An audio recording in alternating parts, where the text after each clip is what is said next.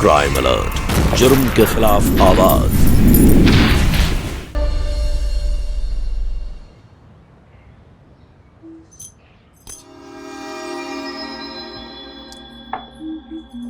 ज़ैनब, आप यहाँ? मुझे बुला लिया होता।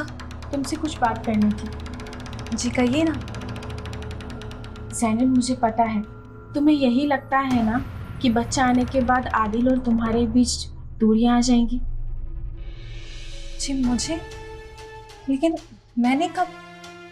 देखो, तुम इत्मीनान रखो, ये हम दोनों के बीच की बात है। यकीन मानो, बच्चा आ जाएगा ना, उसकी पूरी जिम्मेदारी मैं उठाऊंगी। मैं भी तो उसकी बड़ी अम्मी कहलाऊंगी ना। फिर तुम सारा वक्त आदिल मियाँ के साथ बिताना, तुम्हें कोई कुछ नहीं कहेगा, कोई रोक टोक नहीं होगी। जी जी बिल्कुल, लेकिन मुझे बस थोड़ा सा वक्त और चाहिए। ज़ैनब, तुम्हें पता है बड़ी भी क्या कहती है? एक औरत अपनी खुशनसीबी, अपनी तकदीर दूसरी औरत के साथ बांट सकती है, लेकिन अपना शौहर नहीं। मगर मुझे अपने ऊपर गुमान है, मैंने बड़ी बी की इस बात को गलत साबित कर दिया। मैं कुछ समझी नहीं।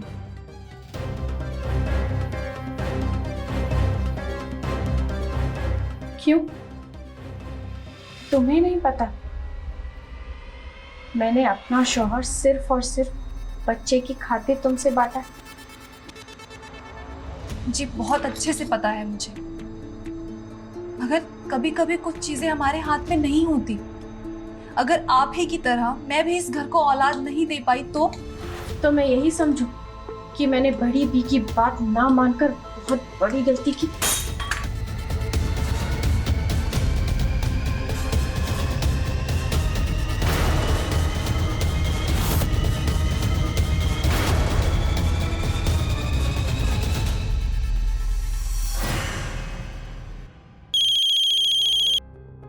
हाँ ज़ैनब,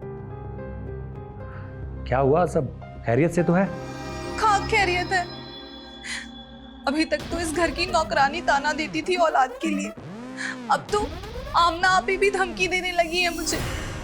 धमकी? अरे कैसी बातें कर रही हो ज़ैनब? आमना ऐसा नहीं कर सकती, तुम्हें ज़रूर कोई गलतफहमी हुई होगी। कोई गलतफहमी नहीं हुई है मुझे, उन्होंने रूबरू आके मुझसे बात की है। मुझे तो लगता है कि उस रुकैया ने कल रात को हमारी बातें फिर से सुन ली और जाके आमना आपी के कान भर दिए कि हमें औलाद के लिए एक दूसरे को थोड़ा वक्त और देना चाहिए। मैं आज ही इस रुकैया की बच्ची की खबर लेता हूँ। आमना ने इसे बहुत छूट दे रखी है, तुम परेशान मत हो, इसे सबक तो सिखाना ही होगा।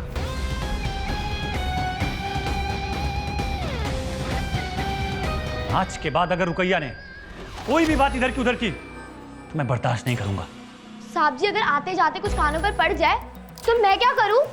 और आपको तो पता है कि बीबी जी तो दुआ में अभी तक सिर्फ औलाद ही मांगते आई है, और अपनी सौतन का इतना ख्याल कौन रखता है? और ज़ैनब भी, इनको तो अपने आप से फुर्सत कहाँ। अगर इनकी जगह कोई और होता ना तो बीबी जी के पैर धोकर पीता।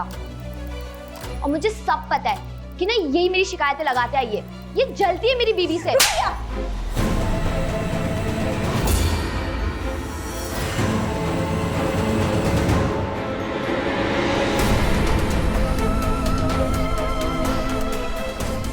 ज़ैनब, घर की दो औरतों की बातें औरतों के बीच ही रहे ना तो बेहतर है। आदिल मियाँ को बीच में घसीटने की जरूरत नहीं थी। रुकैया ने कुछ गलत भी तो नहीं कहा ना? अरे आमना ने अपना कमरा, अपना बिस्तर, अपना शौहर औलाद की खातिर बांटा है ना, और औलाद ही नहीं होगी तो दूसरे निकाह का फायदा ही क्या हुआ?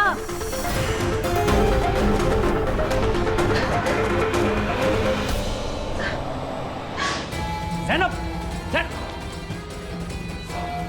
अरे क्या अम्मी, रुला दिया ना बेचारी को।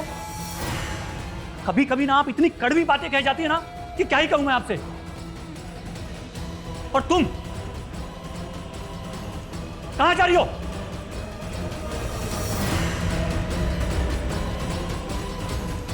आमना, याद है तुम्हें, तुमने कसम खाई थी कोई शिकायत नहीं करूंगी। नौकरों की जुबान तब लंबी हो जाती है जब उन्हें शह देने वाला कोई घर का ही हो। मेरे सामने रुकैया ज़ैनब को ताना मारती है और उसे यह हिम्मत तुमसे मिली है। बहुत गुमान है ना तुम्हें कि अपना बिस्तर, अपना शौहर बांटा है तुमने, तो पड़ी रहना पूरी जिंदगी इसी आधे बिस्तर पर अपने इस गुमान के साथ अकेले। क्योंकि आज के बाद हमारा और तुम्हारा रिश्ता सिर्फ नाम का रह जाएगा, सिर्फ नाम का।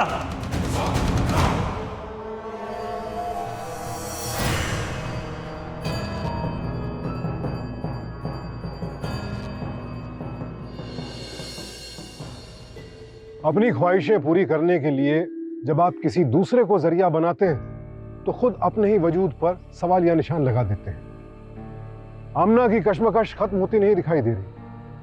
उसने शायद अपनी मुश्किलें खुद ही बढ़ा ली हैं, क्योंकि सौतन के रिश्ते से जुड़ी नफरत जिंदगी को खतरनाक अंजाम तक ले जाने में कोई कसर नहीं छोड़ती है। पति, पत्नी और सौतन के इस भंवर जाल में कौन फंसेगा? आदिल, जैनब या फिर खुद आमना? बीवी जी, मुझसे गलती हो गई, सॉरी। मेरी वजह से साहब ने आपको इतना सुना दिया। रुकैया, अब वक्त बदल चुका है, तू बीच में बोलना बंद कर दे। मैंने कोई झूठ बोला क्या? मैं जानती हूँ कि तू सच बोलती है, लेकिन कड़वा सच हर किसी को सुनने की ताकत नहीं होती।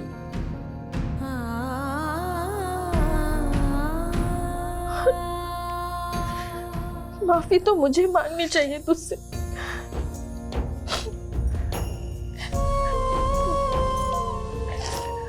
मैंने तुझ पर पहली बार हाथ उठाया।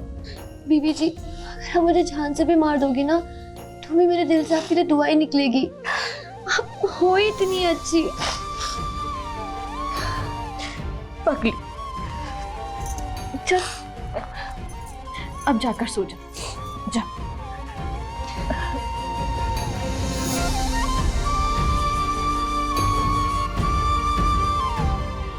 बहुत गुमान है ना तुम्हें कि अपना बिस्तर, अपना शौहर बांटा है तुमने, तो पड़ी रहना पूरी जिंदगी इसी आधे बिस्तर पर अपने इस गुमान के साथ अकेले।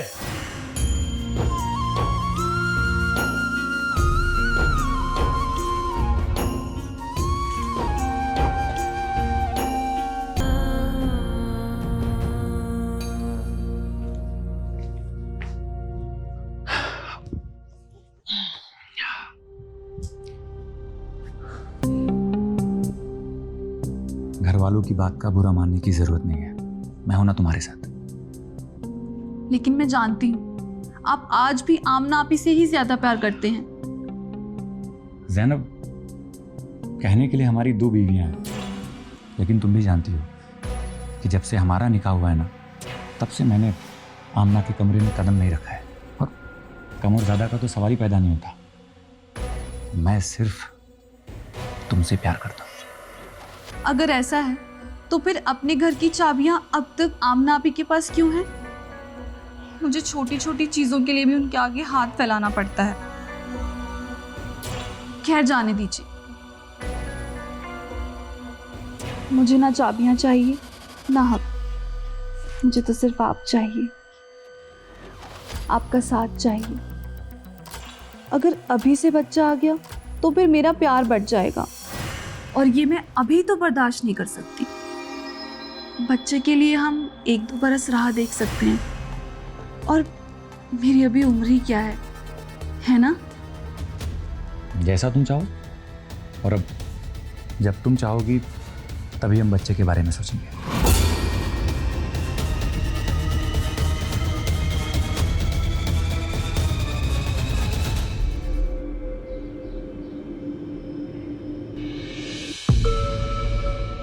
यही चाहिए थी ना तुम्हें?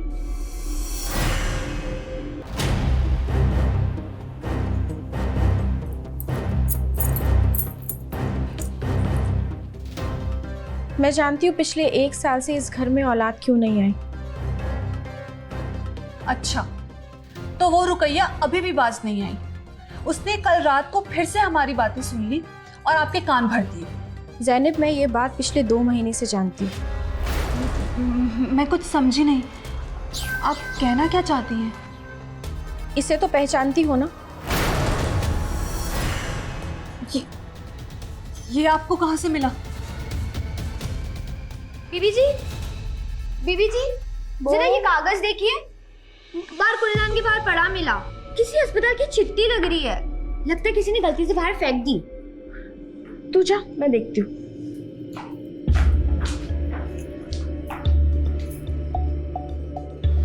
ये तो उसी अस्पताल की रिपोर्ट है जहां जैनब चेकअप कराने गई थी।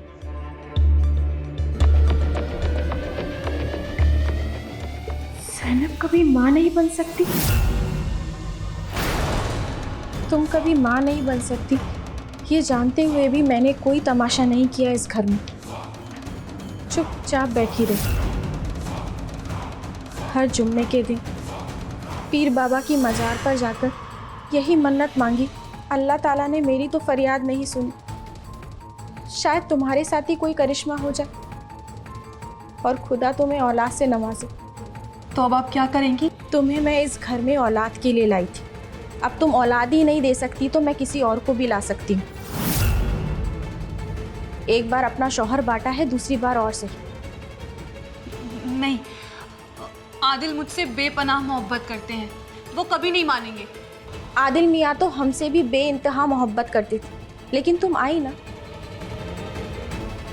और ज़ैनब ये याद रखो, आदिल मियाँ जो तुमसे प्यार करते हैं ना, उसकी इजाज़त भी मैंने ही उन्हें दी है।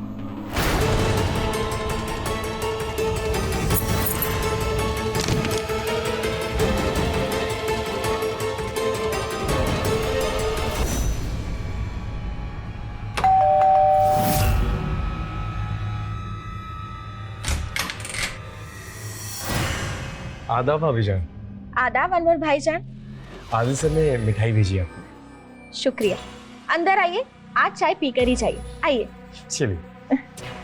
सलाम वालेकुम बड़ी भी। वालेकुम सलाम, सलामत रहो। आज कौन से हलवाई से मिठाई ले आए अनवर मियाँ? ये नुक्कड़ वाले हलवाई से सर ने भिजवाई है और खास कहा है जैनब मैडम के लिए ही है।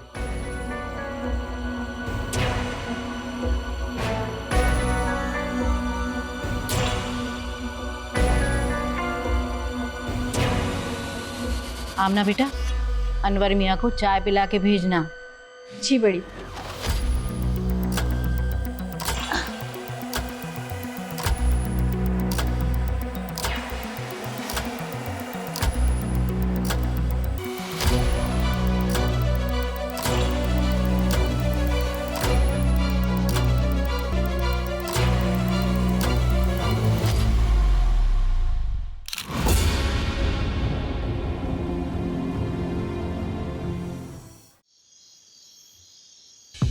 क्या हो गया ज़ैनब, एक हफ्ते के लिए जा रहा हूँ, इतनी मुंह फुला के क्यों बैठी हो? मेरे मुंह फुलाने की वजह कुछ और है। क्यों, क्या हो गया? आज के बाद आप अनवर को कभी घर पे नहीं भेजेंगे। उसी के हाथ से तो हमेशा मिठाइयाँ भिजवाता हूँ। जानती हूँ कि उसी के हाथ से मिठाइयाँ भिजवाते हैं, लेकिन आपको पता भी आज क्या हुआ? क्यों, क्या हो गया? रुकैया। जी बीबी जी। ये मिठाइयाँ ले जाकर फकीरों में बंटवा दो। आमना ने ऐसे किया? अभी पूछता हूँ उससे मैं। अरे रहने दीजिए, इस सब में ना बड़ी बीबी शामिल है। उन्हें तो हर वक्त बस औलाद औलाद औलाद ही चाहिए। आपकी तो कोई फिक्र ही नहीं है उन्हें। और मैं मानती हूँ कि आप ही की ये सोच हो सकती है कि औरत अपनी तकदीर, अपनी खुशकिस्मती और अपना शौहर बांट सकती है, मगर मैं इतनी महान नहीं हूँ। मैं अपना शौहर नहीं बांट सकती। और मैं ये भी बता दूँ कि औलाद ना होने की वजह हमेशा सिर्फ औरत नहीं होती, कभी कभी मर्द भी होता है। कहना क्या चाहती हो तुम? आज के बाद अगर इस घर में किसी ने भी मुझसे औलाद की फरमाइश की तो मैं साफ साफ कह दूंगी कि एक बार आपका भी टेस्ट करवा लें। ज़ैनब, हमारी मर्दानगी पे शक कर रही हो? हमारी? जी नहीं, मैं ऐसी गुस्ताखी कभी नहीं कर सकती। मैं तो आपके प्यार के सहारे जी लूंगी। मुझे तो बस आप चाहिए, बाकी सबकी तरह औलाद नहीं। और जब तक आप वापस नहीं आ जाते मैं भी अपनी अम्मी के घर चली जाऊंगी। वो नवाबजादी अपनी अम्मी के यहाँ जाना चाहती है तो जाने दो उसे। वैसे भी आदिल नहीं है तो उसका यहाँ क्या काम? जाओ उससे कह दो कि 1 हफ्ते में खुद लौट आएगी।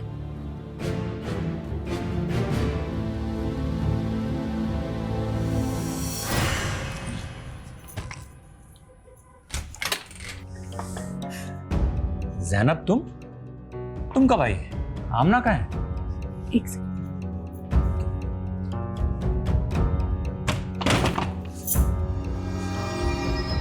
आमना आपी बाहर घूमने गई है। घूमने? हाँ, और जब मैं आई तो मुझे पता चला कि उन्होंने रुकैया को भी 1 हफ्ते के लिए उसकी फूफी के घर भेज दिया। मैं तो 4 दिन बाद ही आ गई थी। मुझे लगा कि आप ही अकेली होंगी, मुझे उनकी फिक्र जो हो रही थी। लेकिन जब मैं वापस आई और जो मैंने देखा वो... क्या देखा तुमने? पहले आप एक बार अम्मी से मिल लीजिए, फिर सब बताती हूँ। अम्मी ठीक तो है? आइए तो।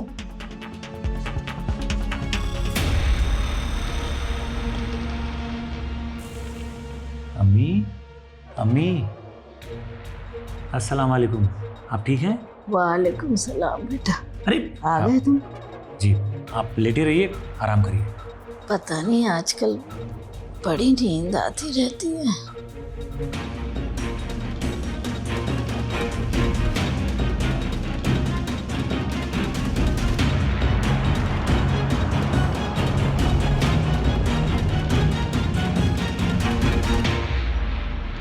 मुझे तो ना पहले से ही शक था।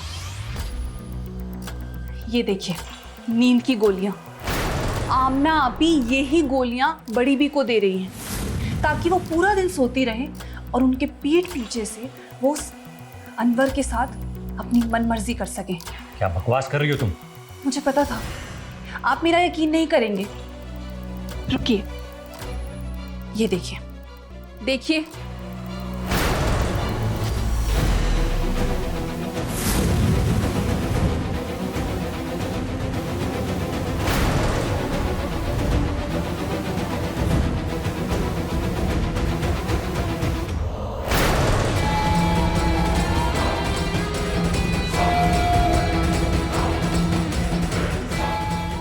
अरे आ गए आप? पीर बाबा की मज़ार पर गई थी, आपके लिए ताबीज़ लाई हूँ।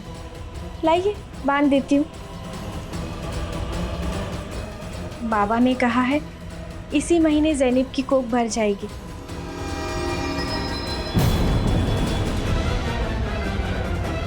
बांध लीजिए आज आखिरी बार तावीज़।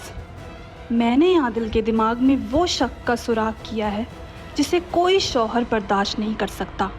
आदिल मियाँ, मैं क्या कह रही थी, हमें ना बड़ी बी को डॉक्टर के दिखाना चाहिए। वो ना सोती ही रहती हैं।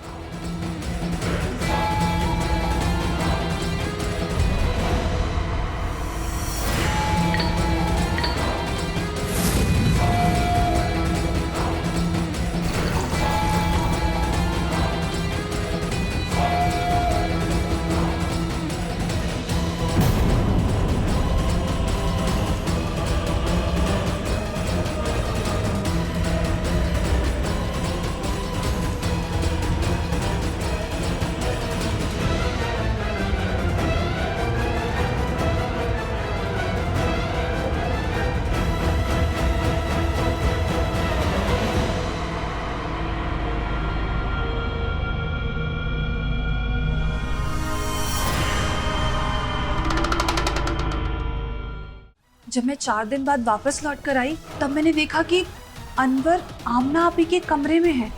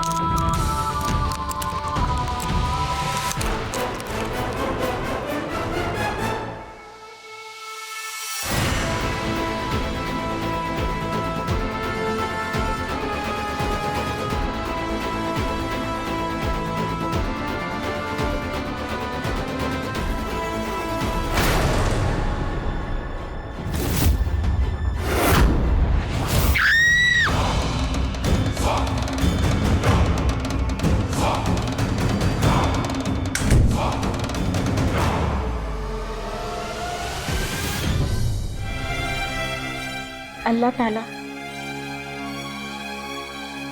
अब तो इस घर में औलाद की किलकारियां सुनाई देनी चाहिए।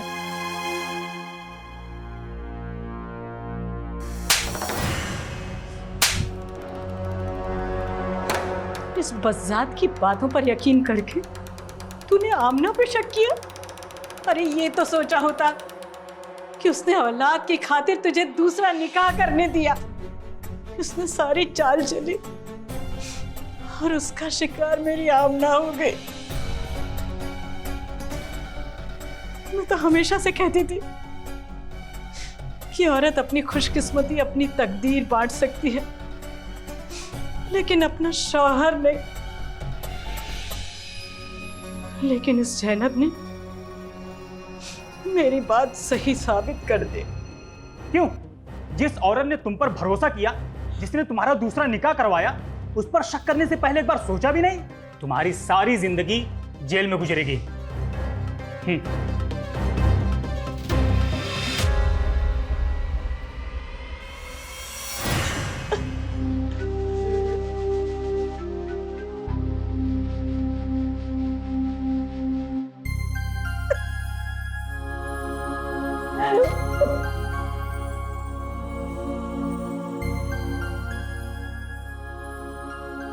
इस कहानी में कुछ ऐसे मोड़ आए जहां कहानी का अंत बदला जा सकता था। आदिल जैनब के प्यार में इतना खो गया कि आमना को ही भूल गया। उस आमना को जिसने सिर्फ औलाद की खातिर इस रिश्ते को दिलो जान से इजाजत दी थी।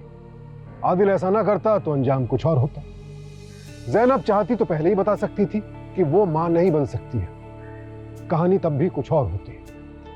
आदिल आमना को मना सकता था कि दूसरी शादी के चक्कर में पड़ने के बजाय वो बच्चा गोद ले सकते हैं और अंत बदल जाता। लेकिन एक बार नफरत दिलों में घर कर ले तो फिर रिश्तों में जहर घुलने लगता है और जुर्म अपने पांव पसार लेता है। कैसी विडंबना है कि आमना को मोहब्बत की कीमत मौत से चुकानी पड़ी। सो अलर्ट हो जाएं और खुद अपनी जिंदगी में ऐसी कोई हलचल ना करें कि जुर्म आपके दरवाजे पर दस्तक देने लगे। इसी के साथ मैं सुशांत सिंह आपसे विदा लेता हूं। कल फिर मिलेंगे एक और कहानी के साथ। देखते रहें क्राइम अलर्ट, टाइम आज का, क्राइम आज का।